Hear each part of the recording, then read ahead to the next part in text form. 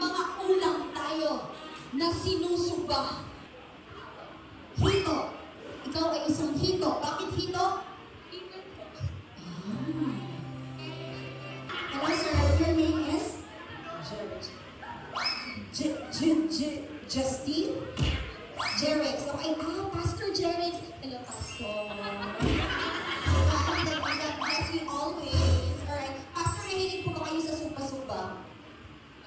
Yes po. Gusto ko ng hito? Kumakain na ito. Ikaw, anong sinumba ka? Tilangan! From Mexico. Christine, anong sinumba ka?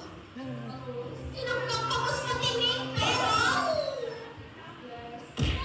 Matinig pero masarap daw siya. Pastor, tanong lang naman po. Kayo po, Pastor, anong sausawan po kayo? Sinawak.